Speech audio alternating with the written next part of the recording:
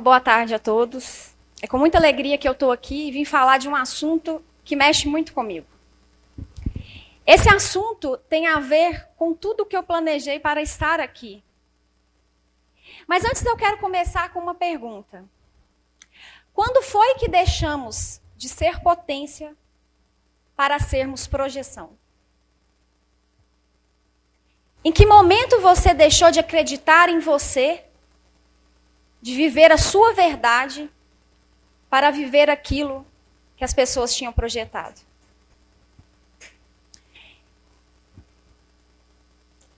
Esse bloqueio foi interessante porque eu tentei durante 3 semanas escrever algo para trazer para vocês. Eu percebi que toda vez que eu tentava escrever algo, eu sempre me pegava sem referência, eu me pegava sem estímulo, eu não conseguia escrever. Então eu vou falar um pouco da dificuldade de montar a palestra para essa palestra. E foi percebendo essa dificuldade que ao chegar aqui há 1 semana atrás, eu disse, eu não montei nada. Mas graças a Deus, como tem que ser, fui bem acolhida, fui instruída e falo, não, vai dar tudo certo, a gente vai fazer alguma coisa, eu vou entrar em contato. Saí daqui aliviada, falei, agora vai ser mais fácil. Porém, eu continuei não conseguindo montar a palestra. Montei, não era isso, troca, manda um WhatsApp, não está funcionando. E aí, eu me peguei em um bloqueio. E é por isso que eu vim falar disso hoje. Porque ao ser deixada por uma amiga na porta da minha casa, e contando um pouco da minha história, ela disse assim, nossa, sua história é tão bonita. E eu fiquei com aquilo na cabeça. É claro que eu não ia conseguir escrever nada. Porque eu estava presa no bloqueio da necessidade de aprovação. Eu queria algo que fosse perfeito. Que eu conseguisse emitir a minha mensagem. E isso é doloroso porque eu vivi a minha vida inteira assim, buscando aprovação, buscando o consentimento das pessoas para ser quem eu era. E foi caminhando nessa palestra, que foi para mim quase um processo terapêutico, que eu me pus uma proposta. Nós vamos trabalhar quem você é. Que é uma pessoa espontânea, que é uma pessoa que fala sem script da vida. E o que você tiver que falar. Então, tudo que eu vou dizer aqui hoje, eu não escrevi nada. Eu vou dizer o que está vindo do meu coração. Obviamente, eu fiz uns tópicos, porque ele já é besteira. Tudo começou nessa busca de autoconhecimento quando eu tive um término. E esse término foi muito doloroso para mim. Porque não era sobre terminar com alguém. Não era sobre sentir o abandono de um amor que estava indo. Mas era sobre perceber que há muito tempo eu tinha me abandonado. Eu tinha esquecido de mim. Eu não sabia quem eu era. Foi ali que eu vi que eu tinha perdido, ou talvez nem conhecia, a minha identidade. Então, eu comecei uma busca muito profunda para saber quem era a Aline Bianca. Durante toda a caminhada, eu sempre tive feedbacks muito positivos. Porque quando eu estava confortável com alguém, eu sempre era eu. Então as pessoas viam a minha essência. Mas quando pedia performance, eu me reportava à infância, onde eu sempre estava meio fora do lugar. Enquanto todo mundo estava falando de roupa, eu queria ler livro. Enquanto todo mundo estava falando de maquiagem, eu estava fazendo poema. E eu me achava um peixinho fora d'água. Às vezes me sentia sozinha, mesmo sendo muito comunicativa. Porque foi durante o processo terapêutico que eu pude ver que, apesar de ser comunicativa, uma pessoa expansiva, eu era uma pessoa introspectiva. A superfície não era para mim. Eu precisava de algo mais profundo. E eu tive que fazer um acordo. E foi assim. A gente, quando passa uma situação difícil, a gente quer logo sair dela, né? A gente não faz esse movimento? Nossa, eu preciso sair daqui. E o que eu quero dizer para vocês é, não saia daí. Fique aí até você entender por que você chegou. Entenda o processo que te levou àquilo e não culpe aos outros por você estar ali. Porque não era questão mais do término, era questão que eu havia me esquecido. Essa autorresponsabilidade de chamar para você a consciência do que foi feito. Então, o que aconteceu? Eu tive que perder tudo para encontrar a mim mesma. Às vezes é necessário que a gente abra mão de coisas que não fazem sentido. Tenha coragem de abraçar, como diz Rubem Alves, a gente quer voar, anseia o voo, mas teme a altura. Então, às vezes, é necessário abraçar mesmo esse vazio, esse espaço que a gente não tem muita certeza, para abraçar a nossa individualidade. E foi assim que eu fui percebendo quantas projeções eu fui carregando. Quantas coisas me trouxeram até ali. E como eu precisava, de certa forma, encarar isso com nobreza. No processo terapêutico, também, eu descobri que eu tinha transtorno de déficit de atenção, hiperatividade. Aí tudo fez sentido na minha cabeça, né? E levar minha irmã para a escola, esquecer que ela estava na minha garupa, pegar uma coisa no mercado e deixar a chave no lugar da coisa que eu peguei. Antes mesmo de eu vir para cá, fui fazer a maquiagem, esqueci a chave. Aí voltei para pegar a chave, esqueci. Então, assim, sou eu. Só que antes eu não sabia disso. Então, quando eu não conseguia fazer algo, é porque você não quer. Você não está fazendo o suficiente. Então, você vai crescendo com todas essas demandas. Mas é interessante que, ao conversar no posto com um amigo sobre um caso de uma paciente, foi quando eu percebi que ali eu estava prestando atenção demais. Mas porque a gente não estava falando de coisas fúteis, a gente estava falando da dor humana, que é o que sempre me cativou. Eu não quero conversar com a pessoa, saber o que ela fez da vida, ou como que foi. Eu quero saber quem ela é, qual que é a potência que habita nela. E uma característica muito forte em mim é sempre olhar para o outro e lançar ele muito à frente. Hoje aqui nós tivemos 2 referências de potência. Como que você transforma o seu bloqueio no seu propósito? Porque é assim que Deus nos conduz. Ele projeta a gente naquela coisa que mais dói em nós. Só que como uma orquestra, cada instrumento tem seu som, nós também somos assim. Nós possuímos cada um o seu som. Então, uma reflexão do bloqueio talvez também seja perceber que você não precisa ser um violino. Não precisa ter uma cópia perfeita, não precisa seguir um script social. Quem é você? Quantas projeções você tem que não são suas? Quantas escolhas você já fez que você não escolheu? Então eu te pergunto, quem está escolhendo por você?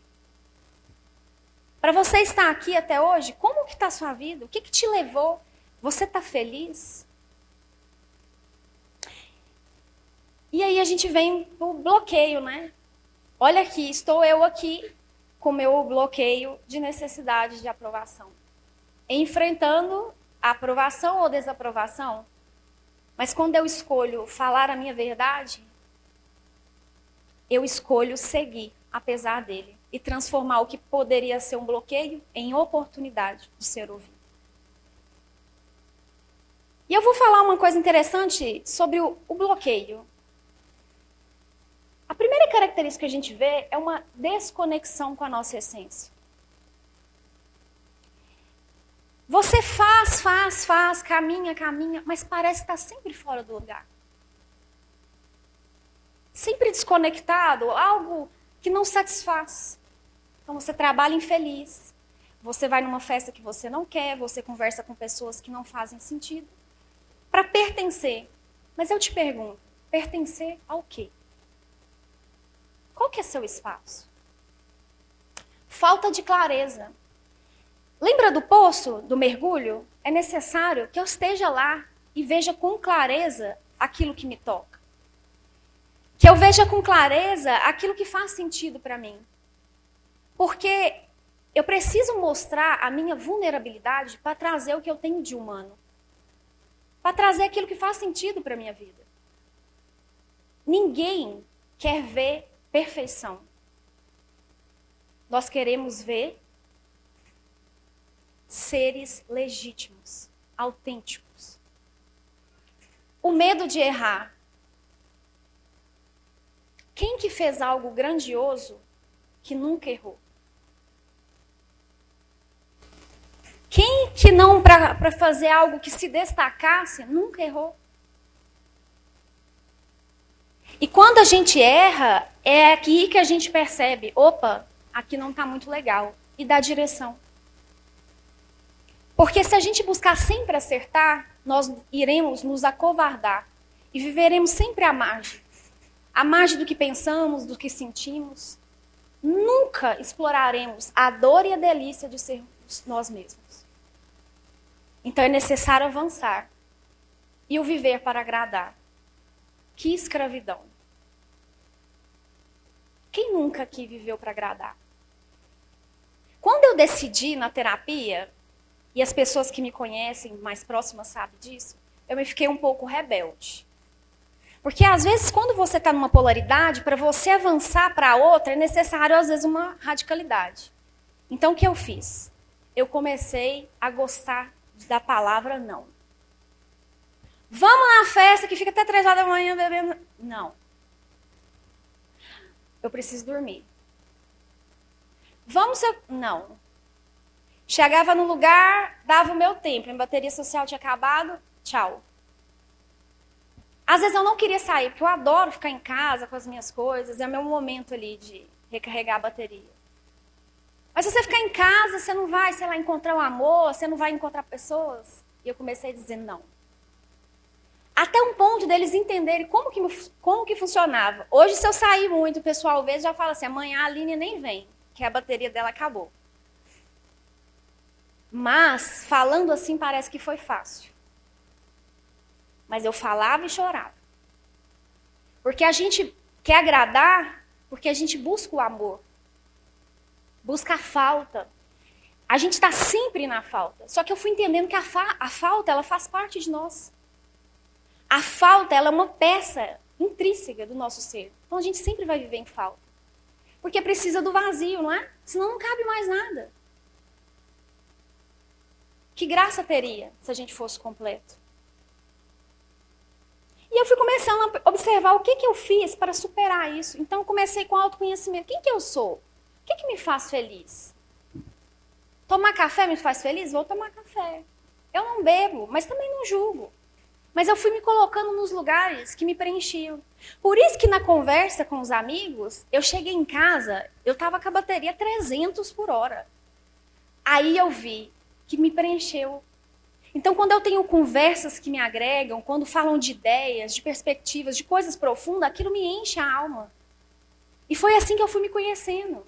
Foi assim que eu fui trazendo o que era talvez uma dificuldade pelo déficit de atenção. Eu fui vendo os pontos positivos também, que é a criatividade, que é a capacidade de ver várias coisas que ninguém está vendo. E que eu tinha atenção sim, só que eu tinha atenção demais. Mas quando era uma coisa que eu gostava, aí sim eu prestava atenção. Até demais. Tipo videogame. Conexão com algo maior. Eu acredito que nós somos aqui uma imagem de algo muito maior, de uma essência maior. Nós somos projetados para impactar, para ser agentes dos destinos. Nós estamos aqui para cada um poder acessar o destino do outro e conseguir transformar esse outro em outro melhor. Só que nós vivemos vidas tão egóicas que nós achamos que nós somos aquilo que nós temos. Isso não é verdade.